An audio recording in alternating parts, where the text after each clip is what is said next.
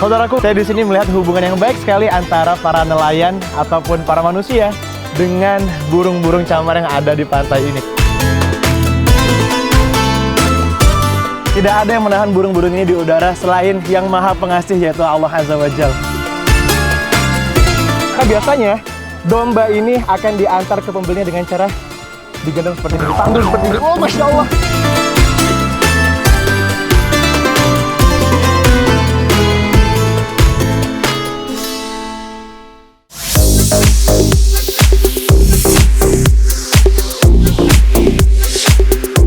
Assalamualaikum warahmatullahi wabarakatuh. Saudaraku, selamat datang di Essaouira, sebuah kota pelabuhan di Maroko yang juga dikenal sebagai Kota Angin. Sebagai destinasi ikonik dengan campuran gaya arsitektur Portugal, di pelabuhan ini masih berdiri benteng pertahanan bernama Scala do Port yang dibangun pada abad ke-18. Karena posisinya yang sangat strategis, pelabuhan ini sangat ramai dengan hiruk-pikuk warganya yang mayoritas berprofesi sebagai nelayan.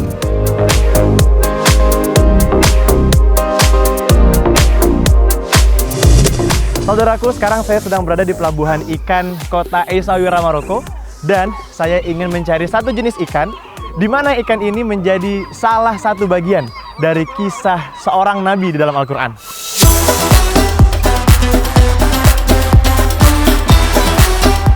Sejak pagi hari, pelabuhan Essaouira sudah diramaikan oleh para nelayan dengan perahu-perahu khasnya yang berwarna biru. Kios-kios kuliner kecil juga tersedia di sepanjang pelabuhan untuk menyajikan ikan-ikan segar kepada para pengunjung. Maka tak heran, akhirnya banyak yang menjadikan pelabuhan Essaouira sebagai salah satu pusat wisata kuliner laut di Maroko. Pemandangan pelabuhan seperti ini mengingatkan saya pada salah satu firman Allah Subhanahu wa Ta'ala dalam Al-Quran.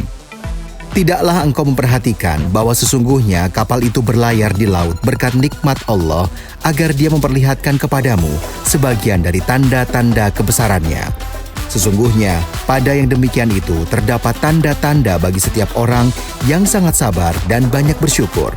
Quran Surat Luqman ayat 31.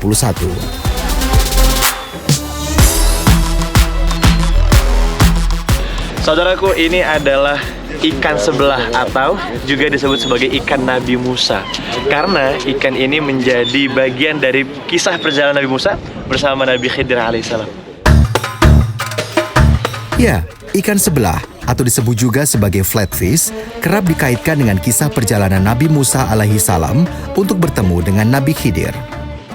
Menurut beberapa kitab tafsir, ketika itu Nabi Musa bersama muridnya yang bernama Yusya bin Nun diperintahkan oleh Allah Subhanahu wa Ta'ala untuk pergi ke sebuah lokasi untuk menemui Nabi Khidir, sembari membawa seekor ikan sebagai penunjuk jalan. Tetapi, ketika mereka berdua terlelap di sebuah batu, ikan tersebut melompat-lompat dan mencari jalan hingga ke laut. Dan ikan itulah yang diyakini sebagai nenek moyang dari ikan sebelah. Tapi ada juga kisah yang mengatakan bahwa ikan ini baru sebelah saja dimakan Nabi Musa. Dengan kuasa Allah Subhanahu wa Ta'ala, saat Nabi Musa tertidur, ikan ini kembali hidup dan menuju ke laut. Allahu a'lam bishawab. Assalamualaikum. Assalamualaikum, brother. It's all good fish. Good fish, yeah, it's fresh. Oh, I was looking for this fish. This is flounder. Flat fish. This is a flat fish. Saudaraku, ternyata ikan sebelah di Essaouira menjadi salah satu kuliner khas di kota ini. Wow. Cook it for me, please. Yeah, of course. All right. Bismillah. All right, finish. Wow, Masya Allah. Di Essaouira, itu kalau bakar-bakar beda dengan Indonesia. Di sini bakar-bakarnya tanpa bumbu, jadi fresh from the ocean. Saudaraku, kenikmatan rizki yang Allah berikan dari luasnya laut memang tak dapat dibandingkan. Sebagaimana dalam Al-Quran, Allah Subhanahu wa Ta'ala berfirman, "Seandainya pohon-pohon di bumi menjadi pena dan lautan menjadi tinta, ditambah 7 lautan lagi setelah keringnya, niscaya tidak akan pernah habis kalimatullah ditulis dengannya. Sesungguhnya Allah Maha Perkasa lagi Maha Bijaksana." Ikan saya sudah matang. Bismillah, oke? مرحبا. Alright. Yam. Har har. Zwain.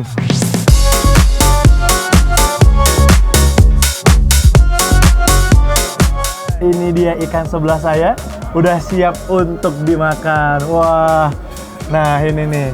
Kalau di sini cara ngebakar ikan sebelahnya tanpa kepala. Cobain ya, Bismillah. Wow.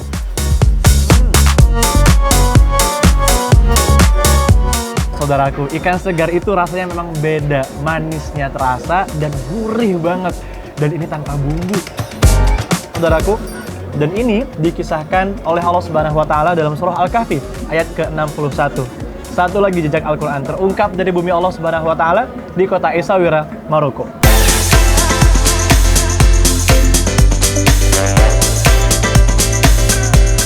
Saudaraku, ternyata di pelabuhan ikan ini ada banyak sekali jenis-jenis biota laut. Salah satunya ini yang paling menarik. Nah, ini adalah spider crab.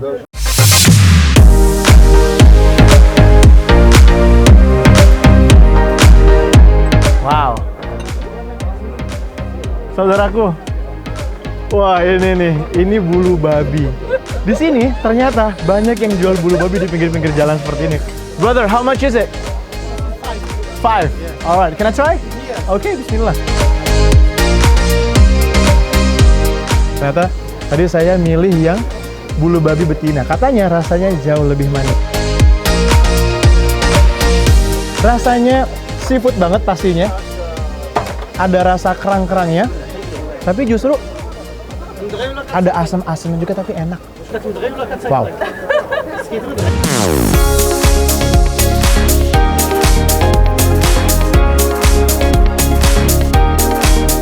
Nah, ternyata biasanya orang kalau cobain bulu babi itu menggunakan lime atau jeruk nipis seperti ini. Tapi karena yang ini betina, rasanya lebih manis, jadi nggak perlu pakai lime, udah enak. Bismillah.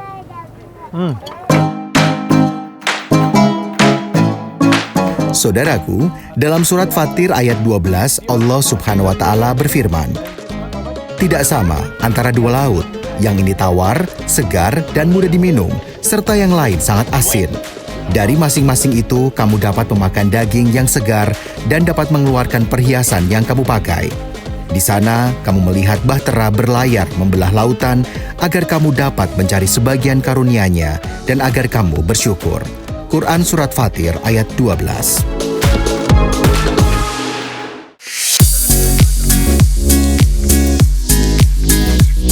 Saudaraku, ketika memasuki pelabuhan Essaouira, ada satu lagi pemandangan unik yang langsung mencuri perhatian saya. Yakni keberadaan ratusan burung camar yang menjadi simbol khas dari kota nelayan ini.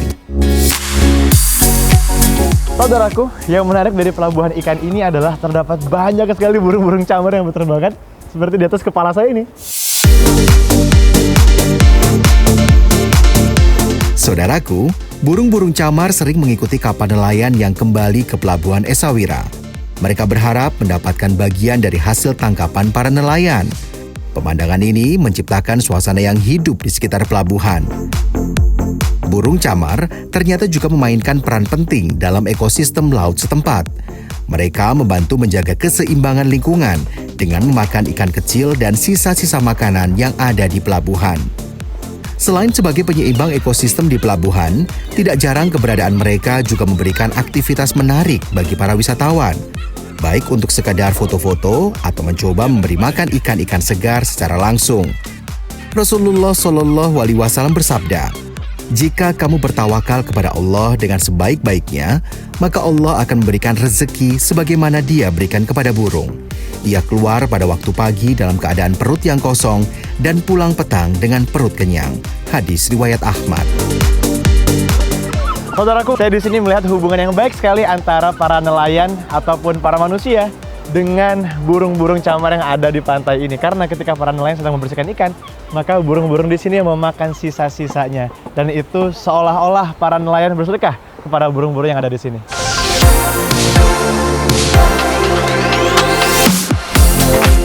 Saudaraku, Islam mengajarkan kita bahwa rezeki dari Allah Subhanahu wa Ta'ala bagi hamba-hambanya sudah diatur, bahkan sejak 50.000 tahun sebelum penciptaan langit dan bumi. Meski begitu, Allah Subhanahu wa Ta'ala juga mengingatkan pada kita bahwa rezeki tidak datang dengan sendiri, dibutuhkan usaha atau ikhtiar dalam menggapainya. Allah Subhanahu wa Ta'ala membekali manusia dengan akal dan pikiran agar bisa digunakan untuk menjemput rezeki, baik secara material maupun nikmat rezeki lainnya. Hal ini dengan jelas terlihat dari kehidupan makhluk-makhluk Allah yang ada di sekitar kita, termasuk burung-burung camar ini.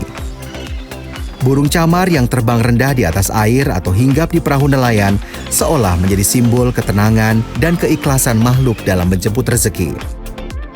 Sebab dalam kondisi apapun, Allah Ta'ala tak pernah lupa untuk memberi rezeki kepada mereka dari pintu yang tak disangka-sangka. Sebagaimana dalam surat Hud ayat 6, Allah Subhanahu wa Ta'ala telah berjanji untuk menjadi pemberi rezeki terbaik bagi hamba-hambanya. Tidak satupun hewan yang bergerak di atas bumi melainkan dijamin rezekinya oleh Allah. Dia mengetahui tempat kediamannya dan tempat penyimpanannya. Semua tertulis dalam kitab yang nyata, Lauh Mahfudz. Quran Surat Hud ayat 6. Masya Allah, saudaraku, bisa kita lihat tidak ada yang menahan burung-burung ini di udara selain yang maha pengasih, yaitu Allah Azza wa Jal. Maha benar Allah atas segala firman-Nya dalam surah Al-Mulk ayat ke-19. Tidakkah mereka memperhatikan burung-burung yang mengembangkan dan mengatupkan sayapnya di atas mereka? Tidak ada yang menahannya di udara selain yang maha pengasih. Sesungguhnya Dia maha melihat segala sesuatu. Quran Surat Al-Mulk ayat 19.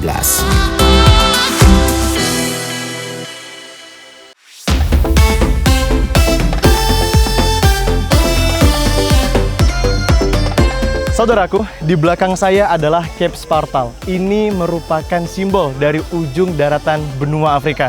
Dan dari sinilah pintu masuknya Islam ke Eropa. Saudaraku, berkunjung ke kota Tangier di ujung utara negara Maroko tak lengkap rasanya jika belum menikmati pemandangan laut dari mercusuar megah di Cape Spartal.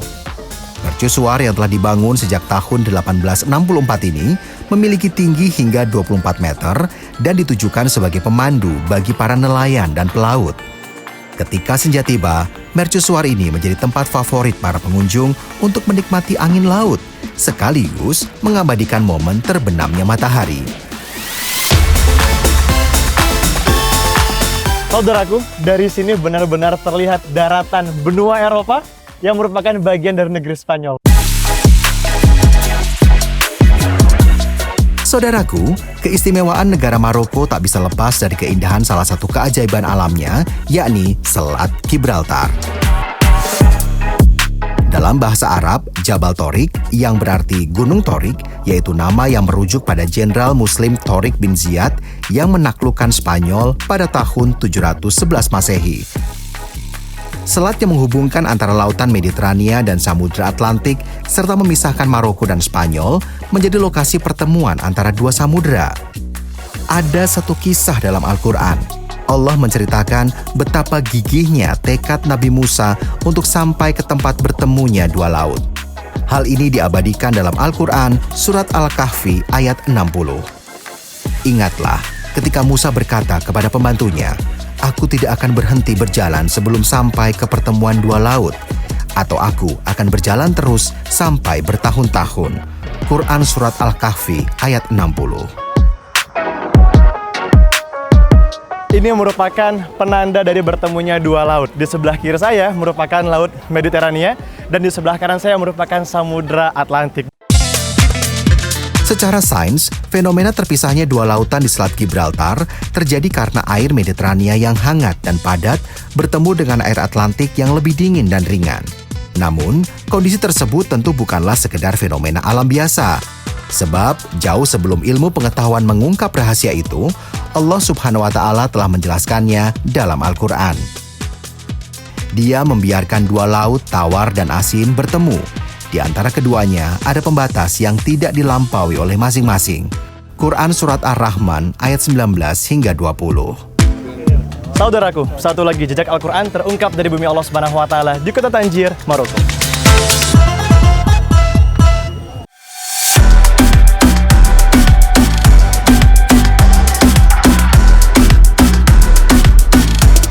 Saudaraku, dalam sebuah riwayat, Rasulullah Shallallahu Alaihi Wasallam bersabda, "Sebaik-baik orang di antara kalian adalah yang belajar Al-Quran dan mengajarkannya."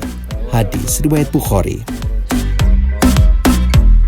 Sejalan dengan riwayat ini, di negara Maroko ternyata kita juga dapat menemukan berbagai sekolah-sekolah formal maupun non-formal yang mengajarkan Al-Quran. Tidak hanya kepada orang-orang dewasa, sekolah-sekolah yang disebut sebagai khutop atau maktab ini juga diramaikan oleh anak-anak kecil. Tak sekedar membaca, tapi juga mereka sangat serius dalam menghafalkan Al-Quran.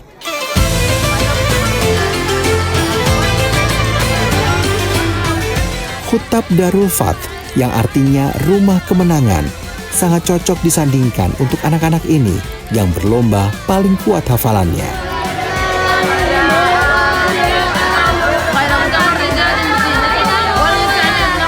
Untuk membuktikan kebenaran pengakuan Nabi Muhammad bahwa ayat-ayat yang disampaikannya benar-benar berasal dari Allah, maka Allah Subhanahu wa Ta'ala berfirman dalam surat Al-Hijr ayat ke-9.